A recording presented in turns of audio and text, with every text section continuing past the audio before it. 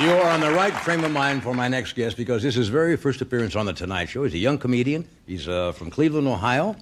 And he's going to be appearing this weekend at the Funny Bone in Schaumburg, Illinois, and next Tuesday through Sunday at the Funny Bone in Naperville, Illinois. Would you welcome Drew Carey? Drew? Yeah, I know what I look like, thanks. People are staring at me. It's okay. People laugh at me all the time because I look like that guy from the ad in the back of the comic books for X-ray specs.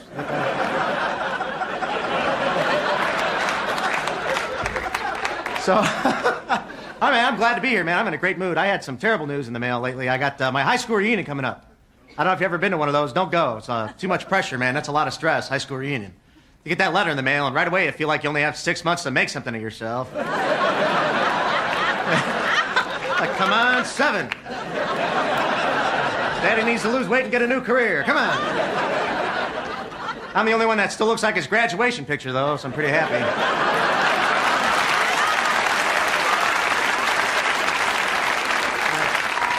I know it's funny and everything. I just don't think looking like this is worth that one joke. But anyway,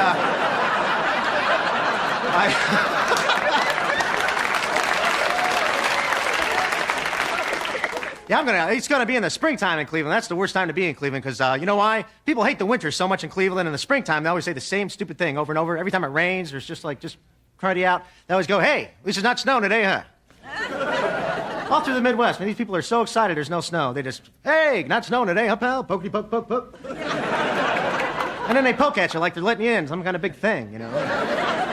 It'll be 40 degrees and raining. You'll be sitting at a coffee counter trying to mind your own business. There'll be a guy on each side of you just poking away, man. At least it's not snowing, huh, pal? Pokey poke poke poke poke.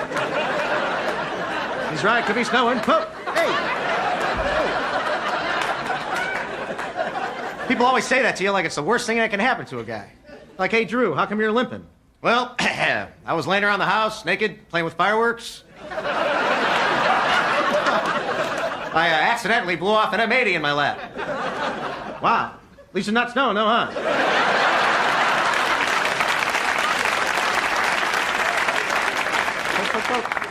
Yeah, I'm excited about the reunion. I'm going to go. You know, I bought a brand new car. I bought a Yugo. Thank you very much. Actually, I bought it just for this joke. Hope you like it. I'm driving my Yugo, right?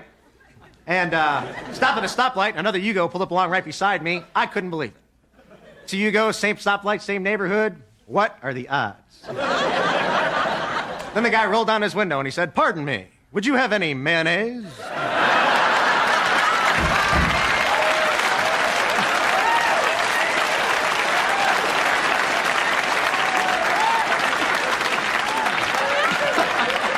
But of course, I had a little packet from Arby's. Here you go, pal.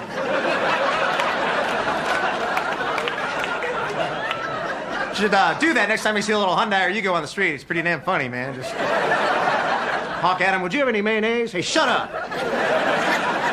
I don't even have a radio, man."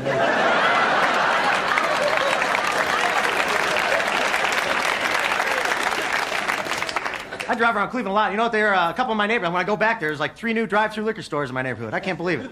I don't know if you have drive-through liquor stores where you live. I can't believe these things are legal. If you've never seen one, this is what it is. Drive-through liquor store. It's a big liquor store with a window on the side where you can just drive up and buy Jack Daniels and beer and everything while you're driving. Yeah, great idea, huh? Just the thing for that drunk driver who's constantly on the go.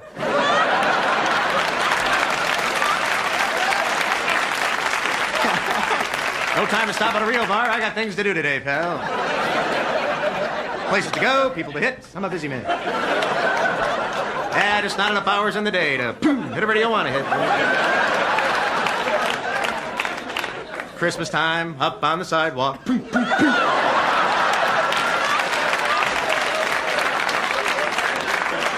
At least it's not snowing, up, pal.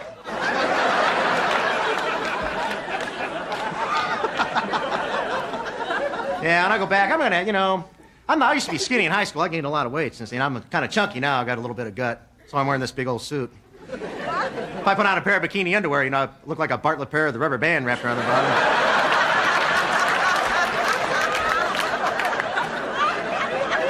Well, you know, it's the food. You know, that's what it is. I really enjoy just bad food. It's all there's. Denny's has my favorite thing on the menu. It's a hot dog with cheese and bacon. Yeah, not enough nitrates in a hot dog. Got to put some bacon on top of there. And for an extra $1, they'll put chili on top of the whole thing. For people who don't care anymore. You know?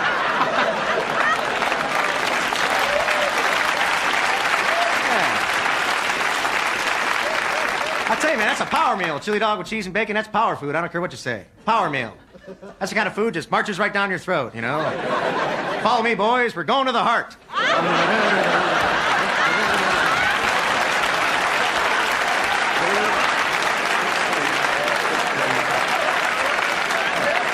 What is that, lettuce? Get the hell out of my way, man. You, Chili, come with me. We're going to the colon. Come on. Quick, before he gets home. Come on. Quick before he gets home. Not even kidding around about that part. You eat a chili dog from Denny's, man. It's like a race with the devil to get back to your house, man.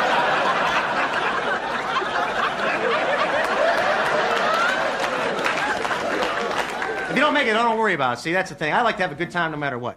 Nothing really gets me down, not even bad weather or anything. You know, a lot of people get bummed out when it rains. Not me. I love it when it rains. More it rains, the more I like it. Bring on the rain. When it rains really hard, see, I like to run stop signs just to make cops get out of their car. Yeah.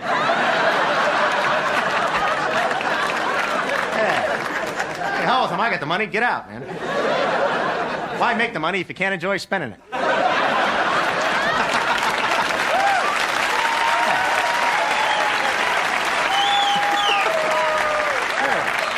Just stand there and make them stand there in a big puddle in the rain. All right, you. You know why I stopped you? Yeah. You know why I ran a sign? Thank you very much. Appreciate it. Thank you.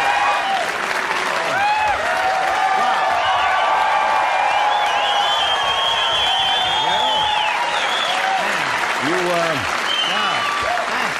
Thank you very much. You can't do any better than that for your first shot. Thanks. No way. Thanks, appreciate it. You know, Johnny Henton is a friend of mine from Cleveland. He got called over, too. So Yeah. you owe me $5, man. You're funny as hell. Thanks, I appreciate that. You Thank really very much. are. Thanks. Oh, you too. Yeah. You don't have to say that, but what the hell? I'll accept that. This is great, man. Thanks for even having me. Hi, Ed. Hi. How you doing? I was on Star Search. That's where I got my. You were? Yeah, remember me from? No, but I was on Star Search. Star So, Search, yeah, sure. yeah, and I was in the Marine Corps too. Yeah. So Yeah. thanks. Did you win on Star Search? Well, one show and then One show. I can understand that. I mean, neither.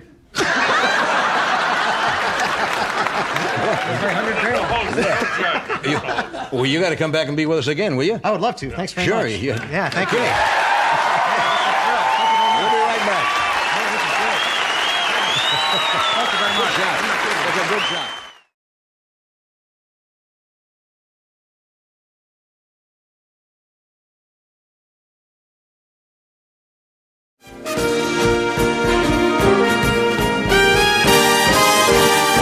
All right, now, folks.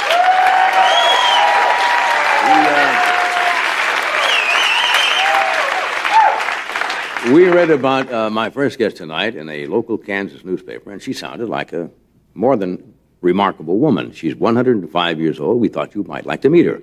She's from Ellsworth, Kansas. Would you welcome, please, Mildred Holt. Mildred?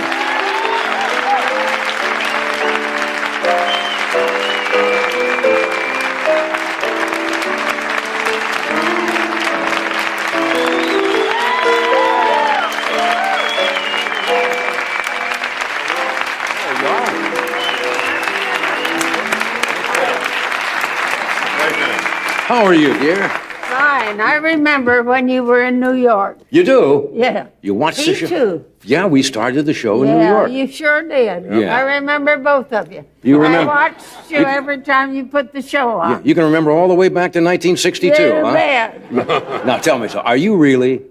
You don't look. Oh, come on, I don't know what somebody 105 is supposed to look like. You look better than I saw you then. Yeah.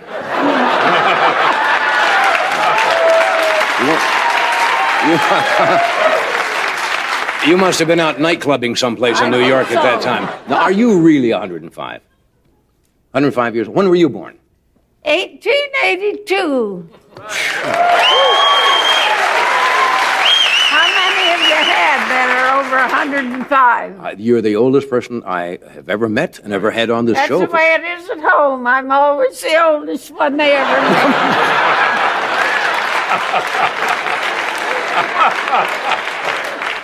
Somebody told me you wanted to ask me some questions. Is there... Well, I hear you've had, what, 3, 4 wives. Well, That's great. Really? Good for you. Oh, thank you. Thank you. Thank you, Mildred. I appreciate that because I don't know. I guess maybe I've just been unlucky in marriage or something. I know. And I just keep trying. I know when you were in New York. I know when he was in New York. Right. I know when you left New York. Right. Yeah. So my mind's still working a little bit. Oh, yeah, your mind is working fine. Yeah. You have any brothers? Were you born in Kansas? Brothers? No, you have brothers and sisters? They were 6 girls and 3 boys. Yeah. I was the youngest girl. You were? They've all died years ago. Yeah. I outlive them all. I'm sure? too mean to die. Well, you're too mean to die. Well, you come from a big... I'm from Nebraska, you know. I know when you were in Nebraska. And you remember when I was in New York, too. Yeah. I remember the show you put on Nebraska. Oh, yeah, I had a show there, a local show in Yeah. Omaha and Lincoln. Now, And Nebraska's right next to Kansas. yeah, You can't say anything about Kansas tonight. No, Kansas, good state. Good state. I met a man at the hotel, and he said, "Where are you from?" I said, "Kansas." He said, "Oh, my goodness." That made me mad. Well, he's some kind. Definitely not a nice person to say that. I thought that was awful. Yeah. He forgets that Kansas produces more wheat than any state in the Union. Absolutely. That's right. That's where your bread comes from. Yes, the breadbasket of the country is in Kansas. Right. Did you know that most people... Of course, the trouble is they can't get any money for the wheat. She likes people closer to her in old age. She's talking to you. Well, Nebraska produces a lot of corn. Oh, I know they do. A lot of corn. And they just had a 7-inch rain Really? yesterday. Did they need it? Yeah, pretty dry? I don't think they needed it. Yeah. We don't need it either. When we left Wichita, all the streets were flooded. Yeah. Well, that's enough rain then for a while, right? What's the first thing you remember as a child? How far back do you really remember? Well, I remember our first automobile was 1914. And the first plane, I don't remember when the first plane came out. Must have been early 1900s, yeah. Uh-huh. Yeah. Did you ever fly in an airplane? Yes, you flew all out the here. time. Every time I get a chance. Yeah. I'd fly to Birmingham, Alabama, where my daughter lives, and 8 grandchildren. Now, how old's your daughter now? That one is 46. 46. What's My your... youngest one. I have a son that's 80, and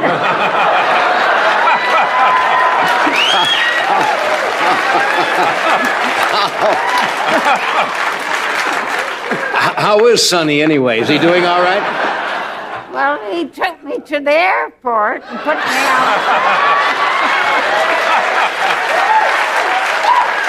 Okay, I tell you what, we're going to take a pause. You know, we have to stop occasionally for a commercial. you do. You know we do. Then we're going to come back and we'll talk some Yeah. more, huh? Okay, you're fun. All right, we'll be right back. Stay where you are.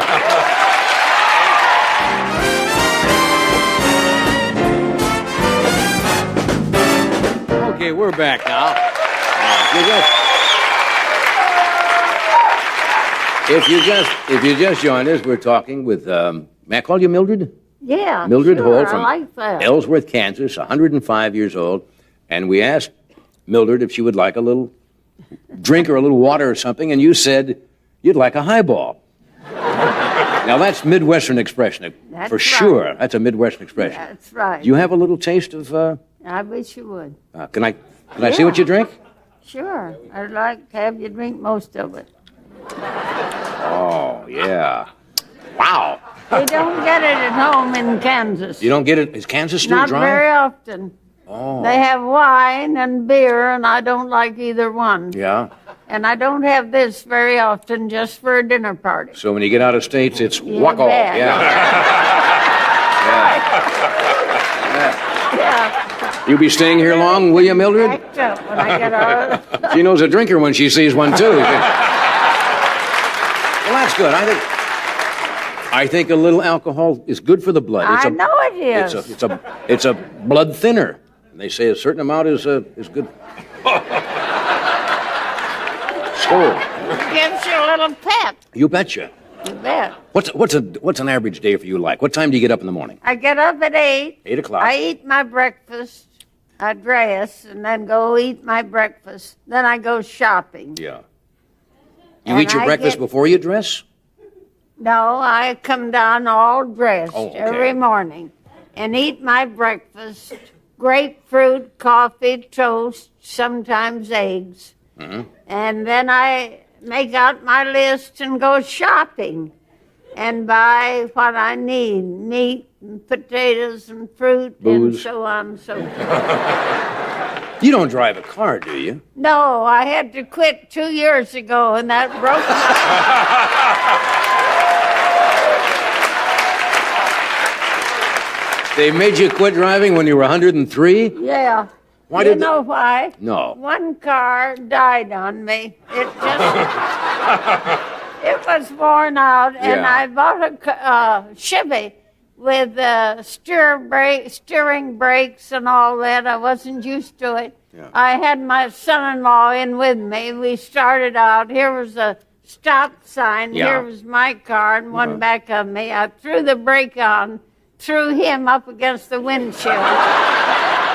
He said, "You're going to kill somebody or Yeah. yourself." Yeah, well, you had those new power brakes. Yeah, You power brakes. I took the car home, put a sign up for sale. Yeah. Good for you. Good for you. Yeah. Otherwise, I wouldn't be here today. Yeah. Your son, your passengers wouldn't be here today for sure. Somebody said you like to play cards. I love to What do you play, play bridge, cards, poker, and or I what? always play to win. You do. What do you play? Bridge, poker? I play bridge, pitch, and some penny ante. Yeah. But mostly bridge. I belong to a duplicate club, and they're all listening tonight. Are they really? Yeah. Well, good for them. Good for them. I think I'm shocking you. Do you watch television at all? All the time. Yeah. I watch 60 Minutes. That's good. As the world turns, but I get provoked with them. You get provoked? Too much kissing. Too much and- kissing. Do you think there's too much sexual type of things I on do. television? Yeah. Yeah. I'm too old to like that. Well, what do you think about nudity in movies? They have motion pictures I now. don't like it. You don't care for it? No. Yeah. You wouldn't go to see a picture where... No. Yeah. No. Okay. Well, What's...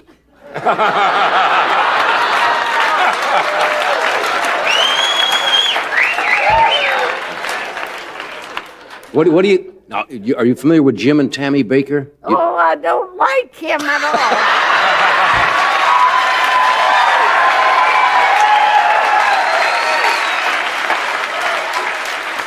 They ought to string him up. You ought to string him up, huh? Well, that's might be a little going overboard, but don't... How about the president?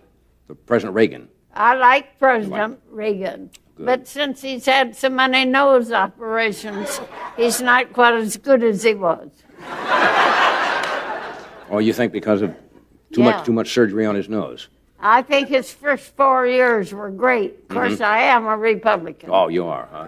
Who was the first candidate you ever voted for? Do you remember? Theodore, let's see, the first one is Teddy Roosevelt. Teddy Roosevelt. And he was a marvelous He person. was a good president. He Huh? went to Spain and won the war in a month. That's right. Yeah. Well, I had a boyfriend, 16, 18, that was going to go, and I thought, oh my, how terrible. But it was all over in a month. yeah. Was that the fellow you married? No, I married William Holt from West Virginia, and he's a spinning age of President Wilson, but much better looking. Is that right? Yeah. Now, your husband's That not. really, the two of them look just alike. Yeah. Your husband's not still living, is he? No, he died 22 years ago. Yeah. And I've battled my life ever since. Did you ever think of remarrying? No. Well, you thought it was all right Never for... had a chance. Never had a chance. Well, you thought it was all right for me to get remarried? Oh, it is, because you're young. Yeah. I'm old. Well, you're a remarkable old person. If there's You any... never had anyone so old. No.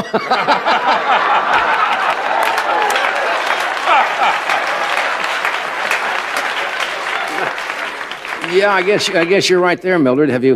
When's the last time you were in California? Have you been to California before? Oh, yes. My sister lived in Long Beach. Uh-huh. That was, 25 years ago, and I'd come out, and then I visited in Fresno. Mm-hmm. I had Rockefeller, the rich Rockefeller daughter, or granddaughter, or cousin, or something. I'd come visit her. Yeah. Because they used to live in Kansas. I see. They owned a ranch there. I see. Then I visited San Francisco once, a PEO convention. Yeah. Maybe you have PEOs here tonight. Is that the Elks you're talking? That's a great organization that put girls through college. Oh, I wasn't familiar with that. Well, you're a remarkable lady, and it's nice to have you out here with us. Thank you. And if Are you going to watch our show occasionally from time to time? am. And I watched it until I decided I better go to bed at 10 o'clock. Get my rest. Get your rest. Well, it's nice having you out here, Mildred. Are you going to stay a few days in California? Going to Kansas tomorrow. Going to Kansas tomorrow. Well, you take this with you. But thank you for being with us. You're a lovely lady. You stay right there. We'll be back in a moment.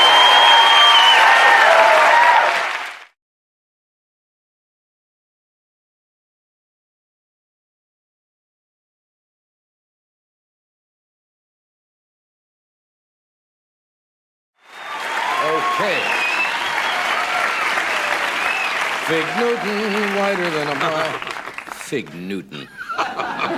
If you are looking at these lovely flowers, I think these are sent, as they are every year, by the Puyallup Daffodil Festival in Puyallup, Washington. But I've never seen them. These are multicolored, two colors. That's unusual. Yeah, usually they're just completely yellow. Are this? Anybody know anything about flowers?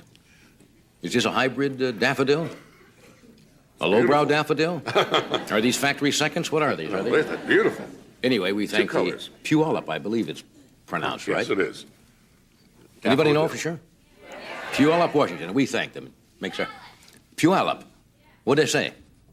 Puyallup. Oh, Puyallup. Puyallup. Puyallup. Okay. Puyallup is close. My next guest will know the correct pronunciation of this. Robin Williams is not only a very funny gentleman, he's a very good actor. And he has a new movie coming out this Friday called Moscow on the Hudson, and he's gotten some very good reviews. Would you welcome, please, Robin Williams? You're flashing the band trick. Come on home. You are here. Yes. Yes. Some of the evangelists are so hard up now they're healing appliances. Bring forward the blender. You can't make julienne fries. Say popeel and come on home, Mama. Popeel. Yeah. Say frappe for no reason. Where else? Put your hand near the socket and I'll be laughing. Come on now.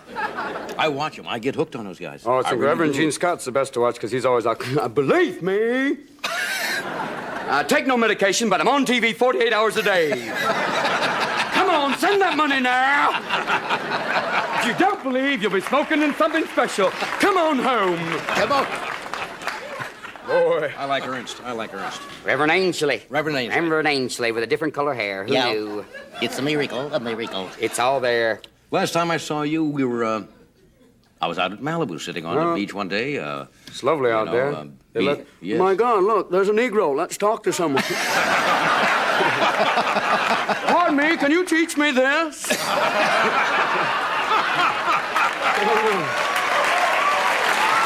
It's incredible. Yeah, beat it.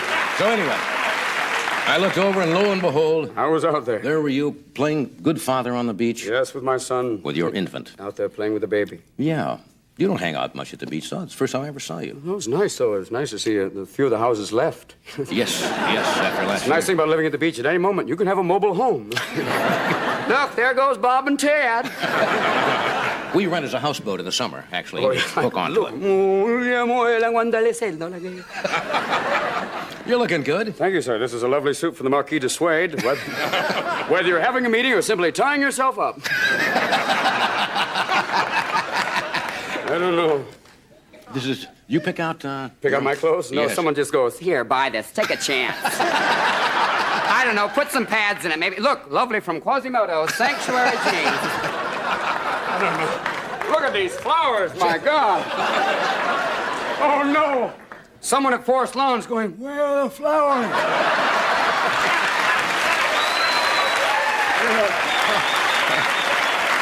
5 minutes, Mr. Williams. These are all from the NBC shows that have died the past couple of weeks. Thank you, Mr. Silverman, for that lovely bouquet. You know, the only place that midgets can have a barroom brawl is on an airplane with those little bottles. Like, Come on, come on.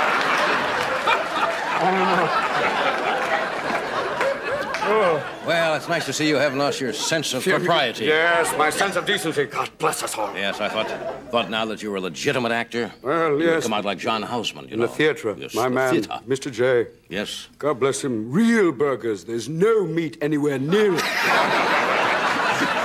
I saw him hawking something new the other night. He's busy. Busy man. Oil cars, I mean, Anything. suits. Anything if you need a vowel movement, call John. I'll accentuate anything. I'll sell it, they won't know why. Oh, God. The primaries today. It's going to be... Today, yeah, are you hip current on politics? No, really, I'm watching the primaries. It's incredible that where's the beef was the main situation. That maybe they have the next phrase will be speak softly and carry a big bun. You never know. Yeah. I can't wait. I think they should abolish the primaries and just have like tag team wrestling. I'll be there. I'll be at Madison Square Garden. You can come on. No, I'm the king of the town. You stay away from me. Incredible. It's outrageous. All right, we'll take a break. With the late returns, come right back. We'll be here, folks.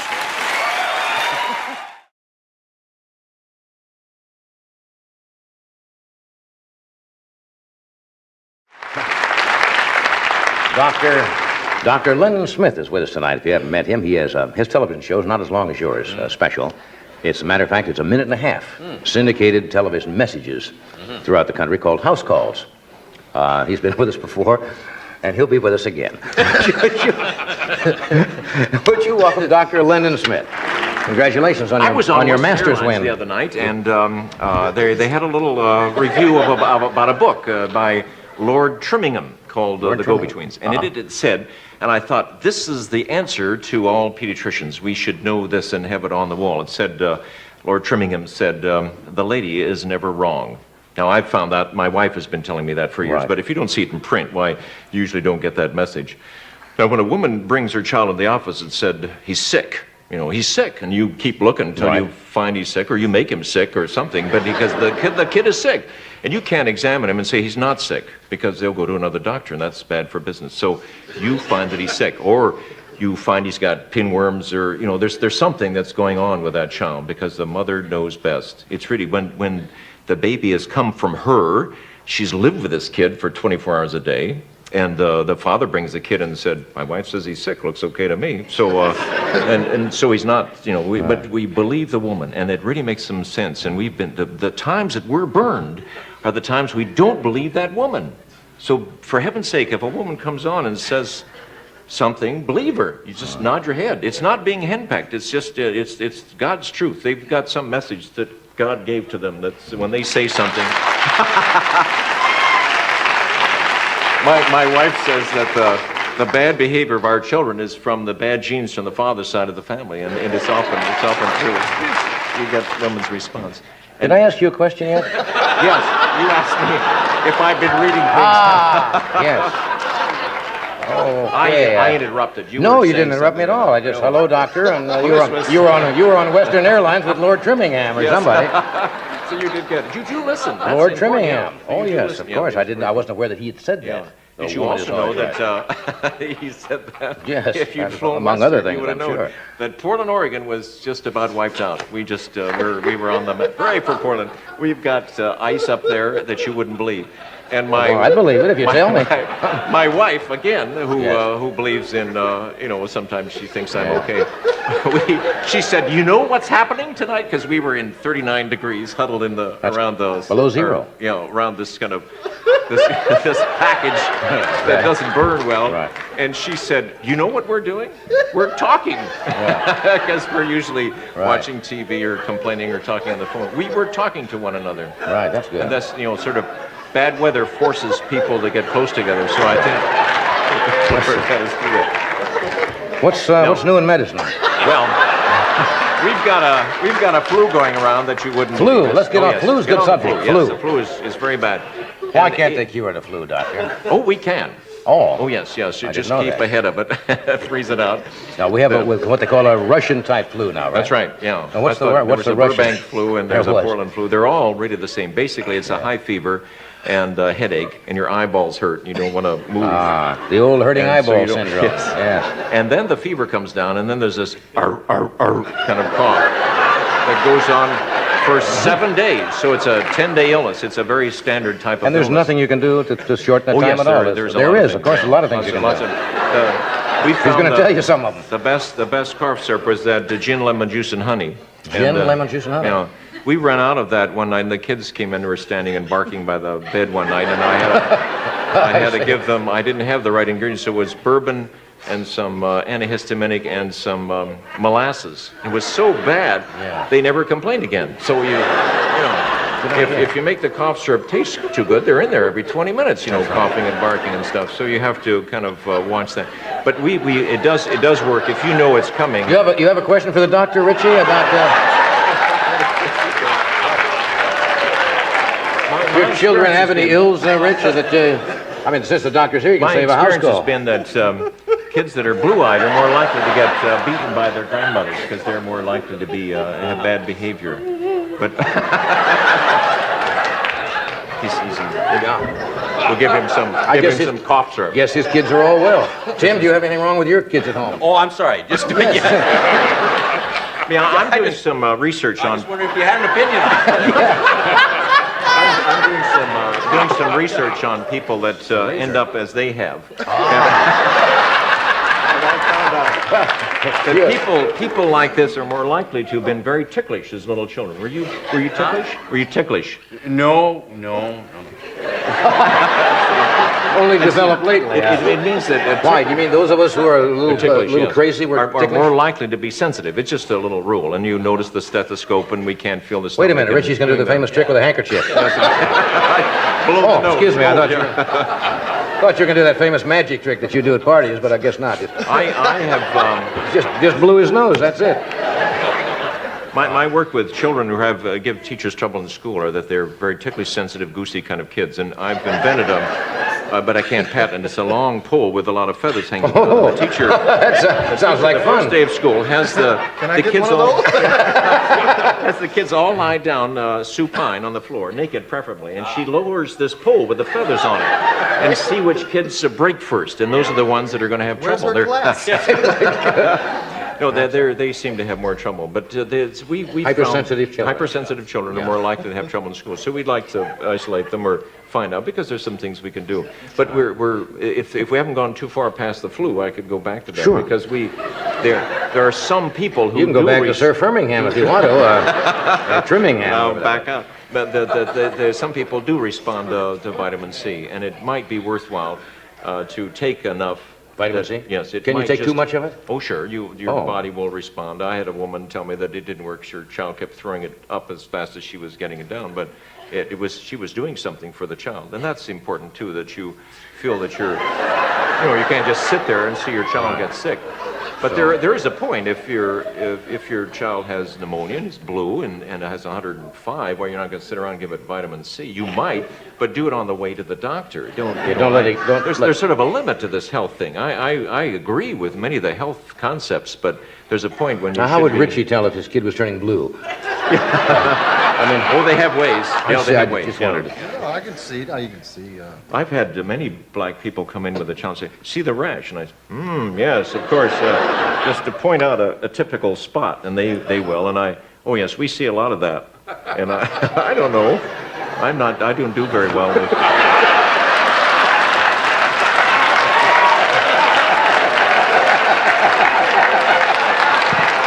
I know about ashing, though. I know about ashing. Is that okay? That's okay. Well, enough of that. Do you let when you're treating God, it's kicking up again. Do you like to when you're examining a child? Is it better to have the parents in the other room? No. We try to have them in the office there with us, because we should save some time and ask questions, and the child usually is a little happier if they often feel the parents have abandoned them, and that's sort of a dirty trick. We try not to try to get through the whole exam without the child crying, which is another kind of a trick. When they get to a certain age, maybe after they're 12, 13, or 14, it's amazing how much they'll let us look at things in their body, but not their parents. So we're kind of hiding in the corner there, and let me take a look at this and that. You do a lot of that, Doc? You do a lot of that. Well, it's true. Most doctors go into medicine because they're peeping toms. Really? Yeah. And they get paid for. Well, you heard it here first. We're going to take a break. We're going to come right back, folks.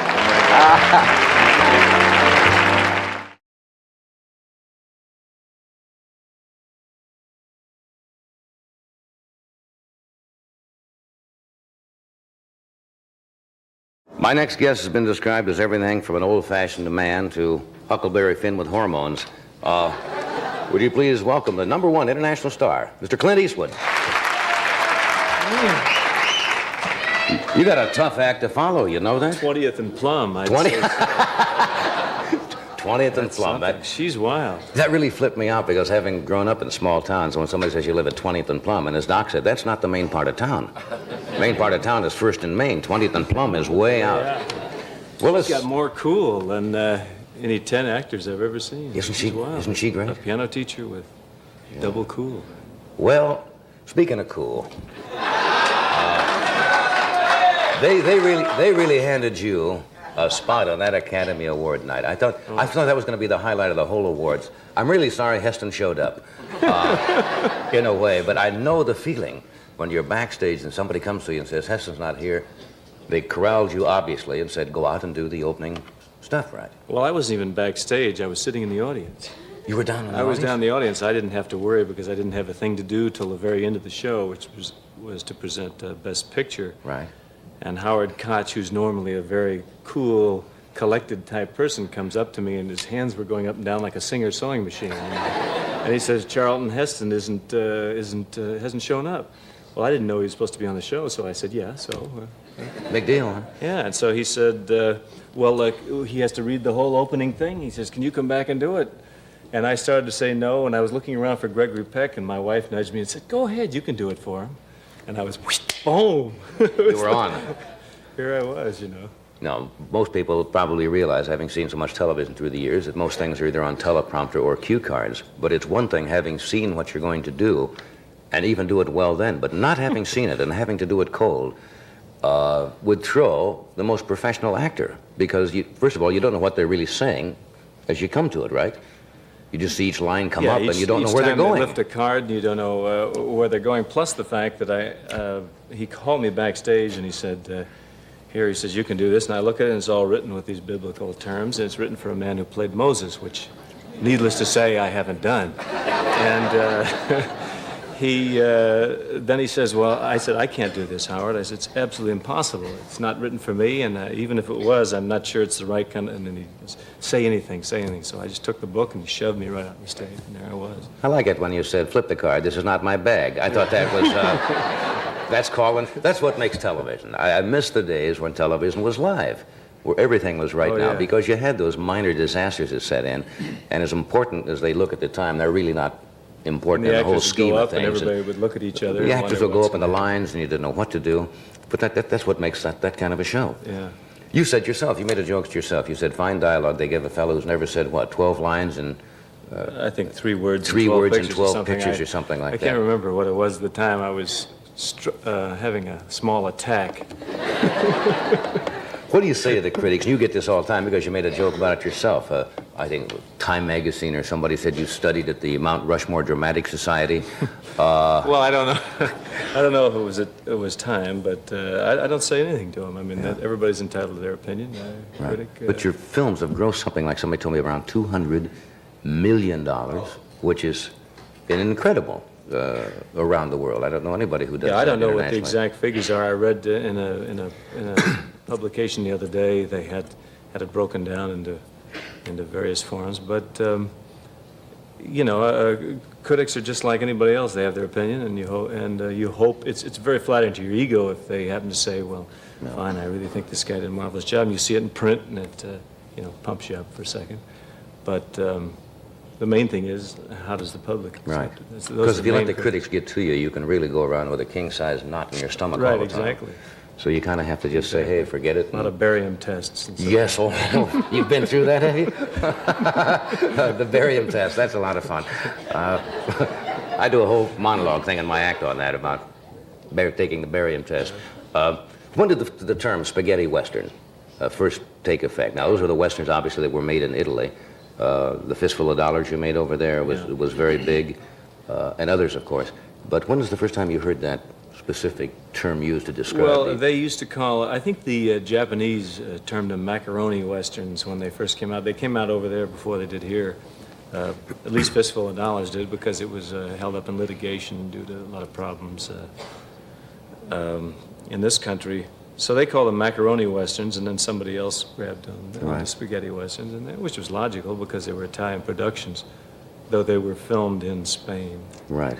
Now, did they dub in Italian for those pictures for the foreign market? Did you make them in Italians English? Dub every picture. If you're filming a picture in Italy and it's being filmed in Italian, they dub it anyway. They just cue track it. In other words, they've got a mic here like this, and he gets a cue track, and then later on you come in and do a clean track later. Oh, I see. So none of the very So little they're of the used dialogue to it, is and, done. and they're sensational at it. They can sit and completely dub a show, and they've got actors who are trained, Italian actors who are trained to seeing movements of the mouth in English and syncing it in. And Japan the same way. I've seen some of them. They do remarkable work. Sensational. Let me take a break here, and we will come right back.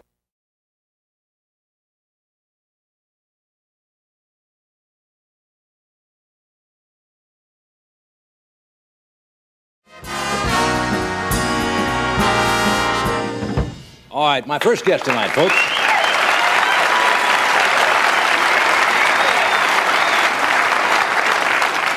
My first guest tonight was called the Shirley Temple of Czechoslovakia because of her, that's true, because of her success there as a child star.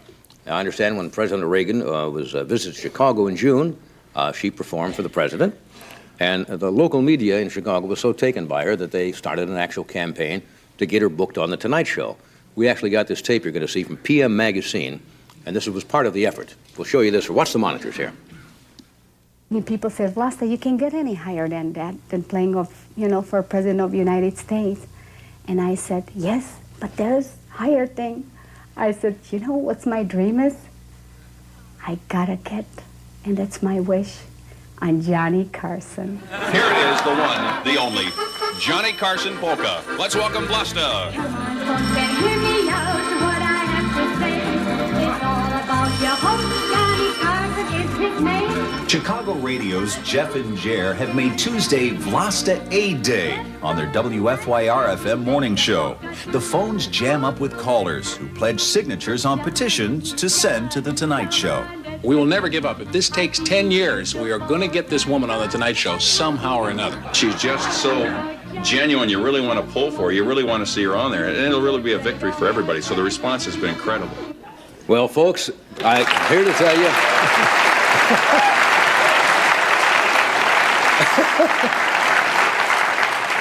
Well, I'm here to tell you, folks, that Vlasta Aid paid off. Would you welcome, please, the international queen of polka, Vlasta.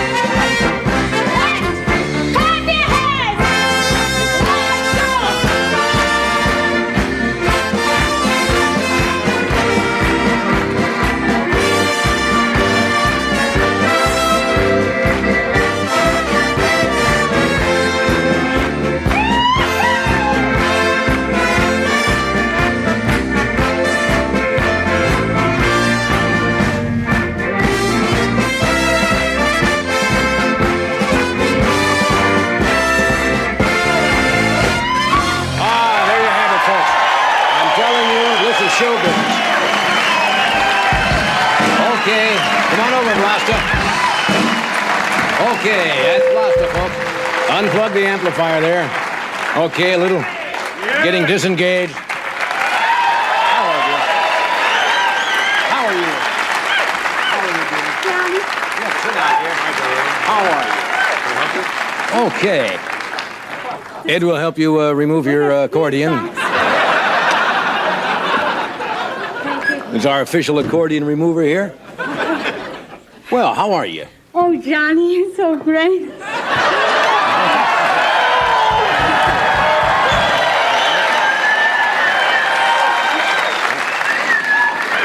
Now, come on now. I don't want people to think I booked you for any, sexual reason. How are you? It's nice to have you here. Thank you very much, Johnny. Can I have your drink or something? It's a little coffee. Would you like some water? Anything, just your coffee. So is that you right? have a little coffee there. See? Did I pronounce your name right? Vlasta? Vlasta. No last name? It's a Czechoslovakian name. She was a warrior Vlasta was a warrior. against the men. I didn't know that. Yes. Yeah, but you'd use no last name at all, huh? I tell you why. I use it like Cher. Okay. Vlasta. Who was also a warrior against men. So we'll take a break and we'll be right back.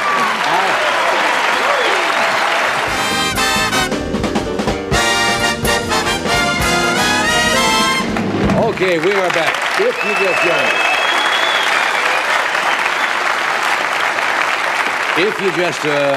If you just have joined us, this young lady is called Vlasta, just queen of the polka, international queen of the polka, right? Yes, Because yes, Johnny. you do come from Czechoslovakia, and you were telling me about this dress. 100 years old, did you say? I want everybody to see it. Good. All right. Very pretty. It's a costume. It's my mother brought it from the Museum of Did she? Czechoslovakia. That's very lovely. Is there a king of polka? Yes, Frankie Yankovic. Frankie Yankovic. You're right. Frankie Yankovic. You know, when I worked at WOW in Omaha, Nebraska, I announced the polka parade at 6 o'clock in the morning. Did you know a guy playing polka called Whoopie John Wilfert? I've heard of him too. Yeah, right? Yes. Right. That one I remember. Yes. And his band will play. What? Whoopie John will fart and his band will play. That's right.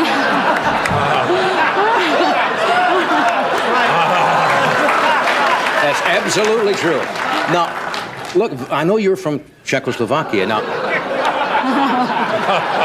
shame, but didn't the polka now originate in Poland? Or am I wrong? Well, a lot of people think, a polka means a Polish girl. Mm-hmm. But if anybody looks in a dictionary, it is. That's the translation. But really, in a dictionary, if you look, the polka means a half step. I see. But it originated. Polka originated 1830, Johnny, in a little village. And the girl names were Annie, Anichka called. Anichka called. Yes, and she was a pauper girl, and she started the polka steps. Later on, matter of fact, it went to Vienna, England, and every place. And people, the white, the cream of the folks, they used to pay in silver money, and then it came to United States. But the Polish people are the greatest promoters of polka in the United States. I think you're right there. Yeah, that's true. Chicago, especially. You still practice all the time? Oh, Johnny, I practice about 5-6 hours a day. 5 or 6 hours a day? Yes, I do. Because it's a great instrument, and especially to be performing. And thank you, Mr. Doc Severinsen, to let me be part of you, because if you appear with Doc Severinsen, you can be that bad. That's right. You have to have certain... We set certain standards to play with Doc, and you... He is one of the best. He's one of the best. He is one of the best. Johnny, I come from the suburbs, from Berwyn. You come from the suburbs where? From Berwyn. Berwyn. Berwyn, that's right. So this is what the whole Chicago is watching tonight. Yeah, well... Now, you were called the Shirley Temple of Czechoslovakia. Yes, because I look like Shirley Temple when I was 4 years old. You still look a little like Shirley Temple. You've got that cute face. Yeah, I used to tap dance and done about 20 movies. Uh-huh. And then we, what happened, we emigrated. We went to Germany, spent 4 years in a refugee camp. And we got lucky. I lost my dad in a war. And my mother brought me. Yes. I think what they don't mean to laugh and be cruel. It doesn't. Because, no, what you said we got lucky, and then you said the next thing was we lost our dad in the war. That's right. We're lucky to emigrate They to were United not being unkind States. at all. And we got lucky to When you say we, is your husband? No, my mother and 2 little children. You do have a husband, though, right? Yes, and I got married when I was 16. 16? Yes. Does he listen to you practice? Oh, Johnny, I tell you. See what happens? I come up with these tunes, and probably Mr. Doc Sorensen knows how this works. You get an idea, and doesn't matter it's afternoon or night. Sometimes I wake up at night at 2 o'clock in the morning, and I come up with a tune, so I pick up accordion, I wake my husband up. I says, Johnny. At 2 o'clock, you wake your husband and play the accordion? Is that true?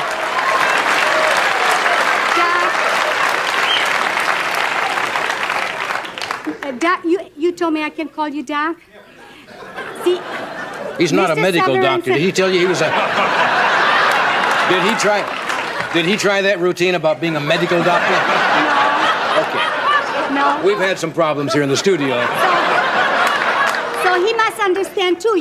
Tunes come to you. That doesn't mean, 6 o'clock evening, are you going to write? No, it comes at night. So I wake up my husband. I says, honey, can you listen to this tune?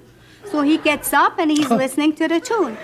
Sometimes he comes from work, and you guys are terrible. You either come from work, you read the news, watch the football game or baseball game, nobody can talk to you.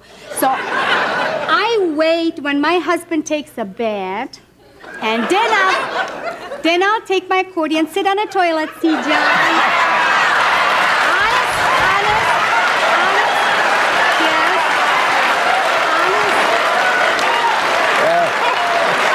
I'll tell you, any marriage that can survive a husband taking a bath and a wife sitting on a toilet seat with an accordion is a strong union.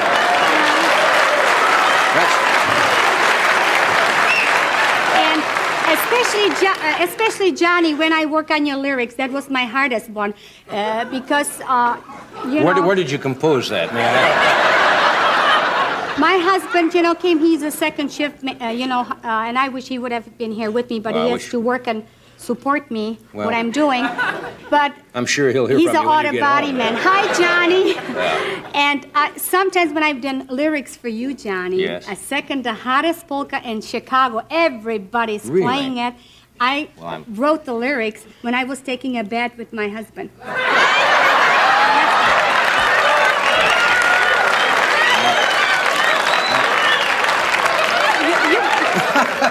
Did you have the accordion in there with you at the time? No, because my husband's name is Johnny. Ah. And this is what it is, so I practice on him and try to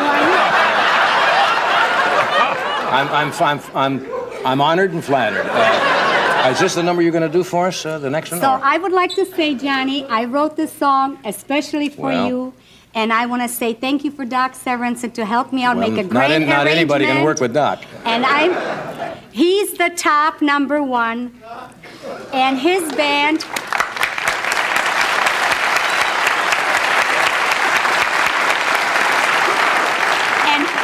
And Johnny, this is my honor to be on your show. And I want to thank you, Chicago, for putting me on Johnny Carson show. Thank you. Thank you. Okay. What? Johnny, Yes. this song is especially the polka. And do you think you can come here because it's especially for you that I can show you little bit steps to polka? Would you do I that? really don't know how to polka. I'll teach you. It's very easy. 1, 2, 3. Next time. Yeah, we better do the number. If we do all this, we're not going to have time for Alan, so maybe we can just play it this time and we'll dance at a time to be announced in your local paper. What, dear? Can you help? What do I do here? Help you. Just put it over. Yeah. Okay. That's it. Okay. And just here. Okay. Just, Right? All right.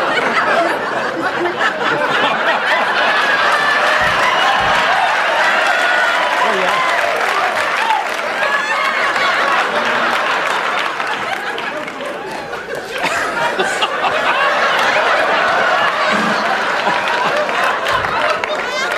That's a very dangerous instrument. No. think we've talked long enough.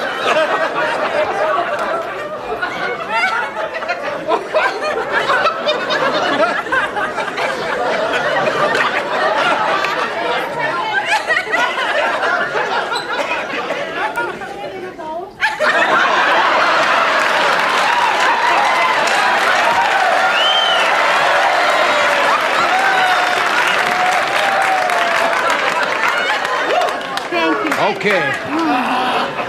Get that thing cooking.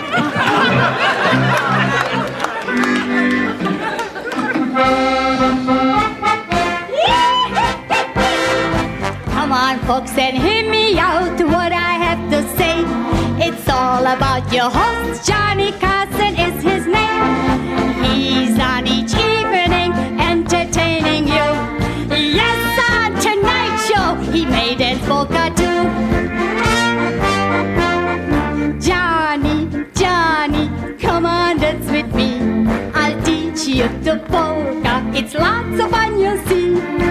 Johnny, oh Johnny, it's just 1, 2, 3. You'll feel great all over if you do the polka with me. Yeah!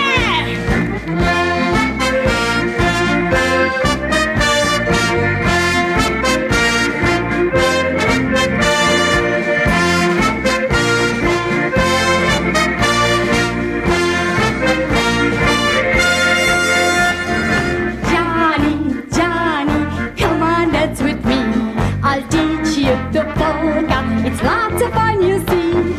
Johnny, oh Johnny, it's just 1, 2, 3. You'll feel great all over if you do the polka with me.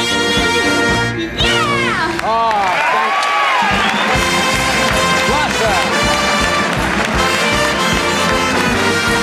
thank you, Lassa. We'll be back in a moment.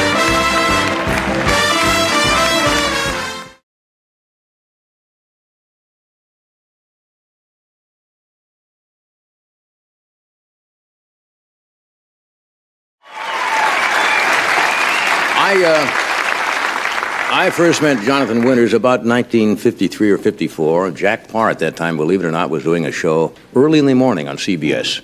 And I went in to fill in for him once, and they said, you have a fellow called Jonathan Winters on today. And he came on, and I thought then he was the most inventive, off-the-wall comedians I have ever seen, and I still think that.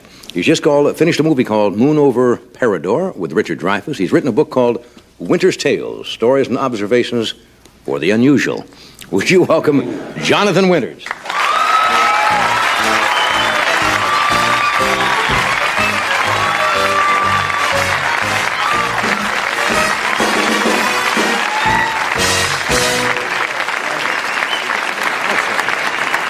Little pouch there.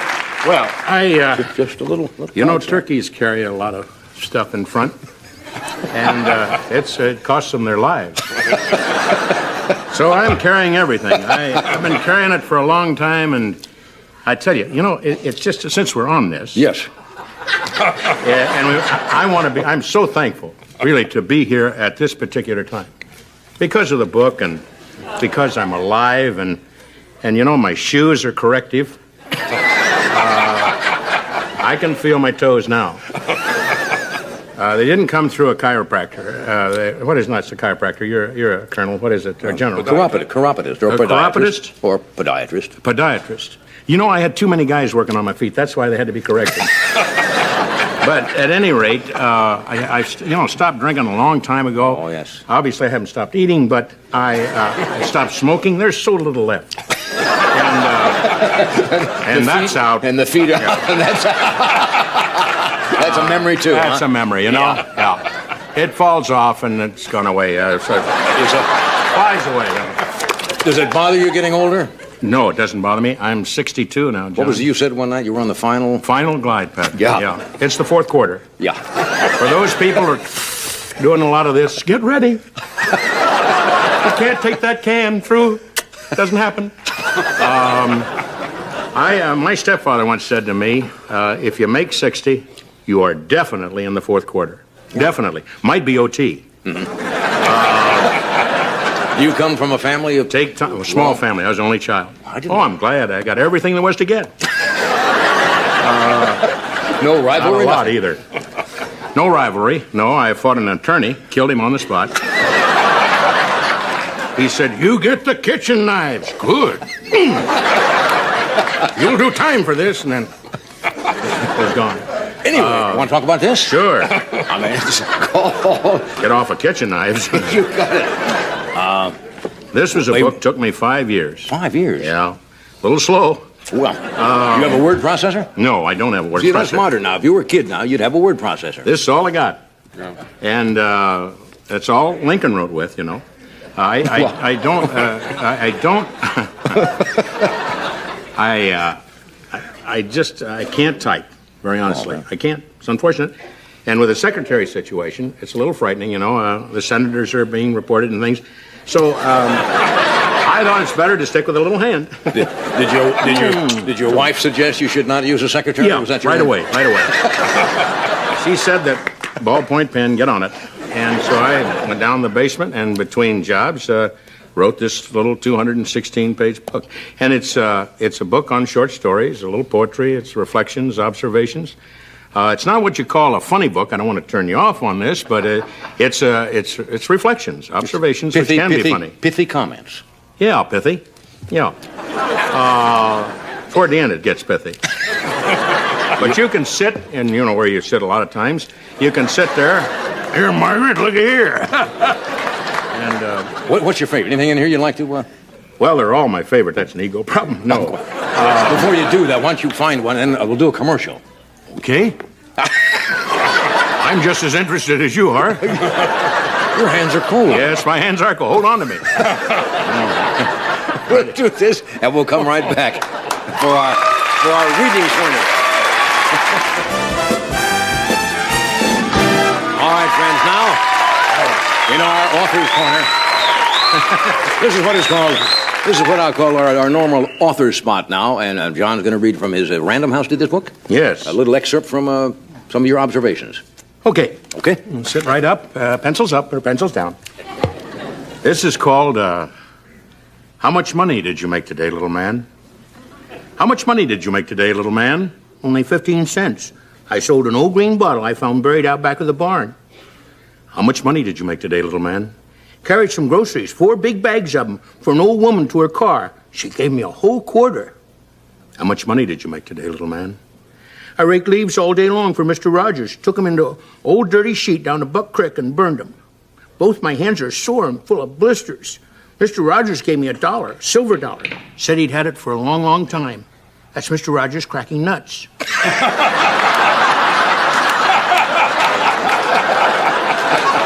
Either that or the fireplace is on fire. How much money did you make today, little man? I washed Grandpa's pickup and then waxed it. Made it look almost new. Grandpa gave me 75 cents and a picture of him in uniform when he was in World War I. How much money did you make today, little man? I shoveled snow all day Saturday and most of Sunday. Would have made a bunch of money, but the handle broke. As it was, almost made $2. How much money did you make today, little man? I didn't make a cent today. Hard to believe, ain't it? I've been hustling ever since I was born. But today I found something better than money. Something I've been looking for a long, long time. Ever since my dad died. No, it ain't money. I found a friend. A real friend. Somebody that don't care whether I got money or not. Last thing she said to me today was, I don't care how much you made today. Little man, I love you and just want to be your wife. It's not to say she doesn't love me. I'm sure she does. And I love her. But we're only kids. I'll bet you anything, when I grow up and do marry her, first thing she's going to say is, how much money did you make today, little man? That's nice. That's nice piece. Ooh. Yeah. You have described yourself as a 60-year-old kid, right? Oh, 62, yeah. 62. Do you still 62. hang on to your childhood possessions? Yeah, I've got my ball mitt, which is really, it's small. It's just, my hand is small, and it just very barely covers my hand. It's an old mitt, Walker Cooper out of St. Louis. You can't throw it away, right? No, I can't throw it away. I've got stuff like that. I tried to throw it away, and it was thrown back at me. Yeah.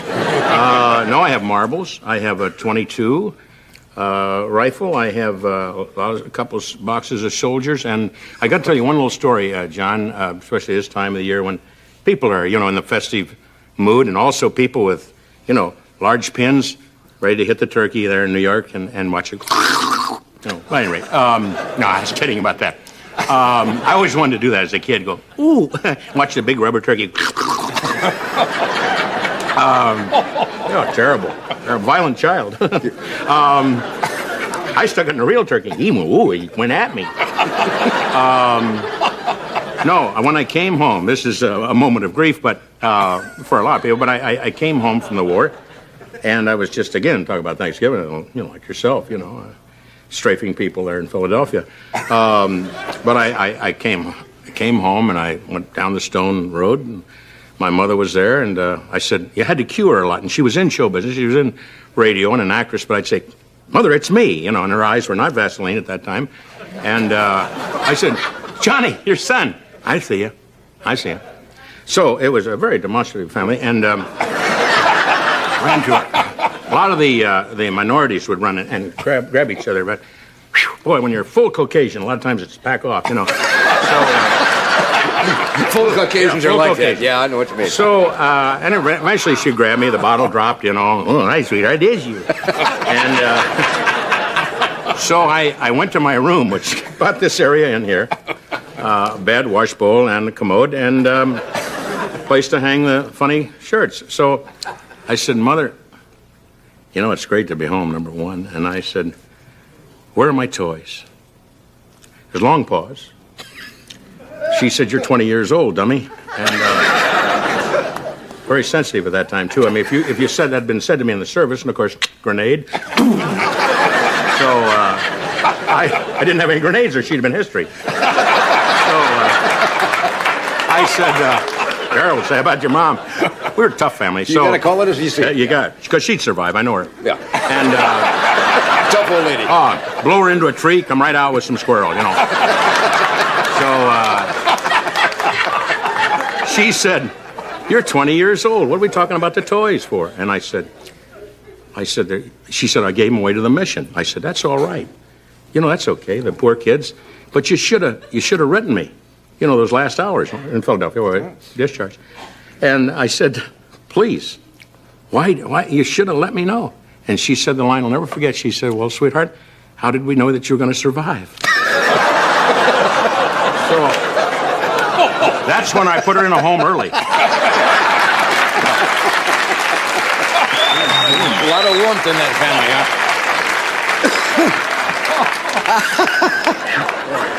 Parents are funny.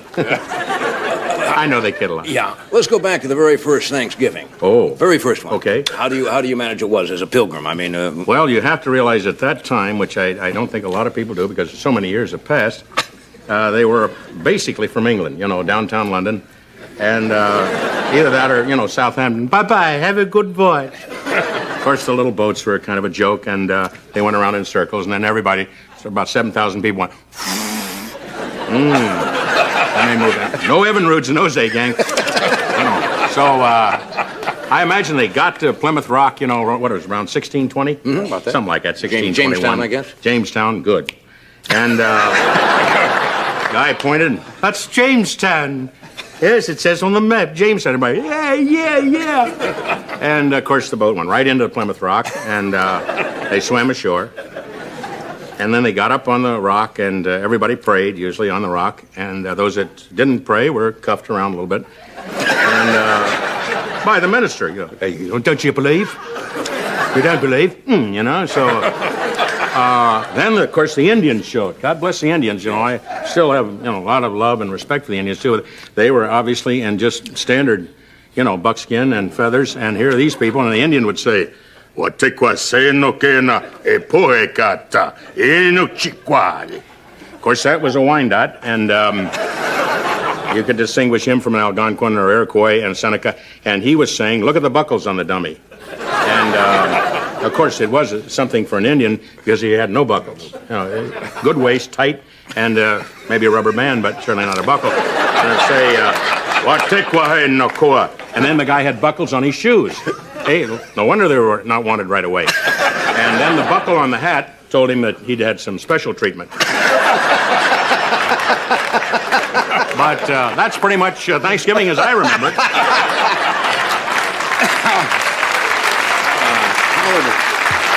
How do you think... How do you think the farmer Elwood P. Suggins would feel about Thanksgiving? Does he raise turkeys? Mr. Suggins? I raised turkeys.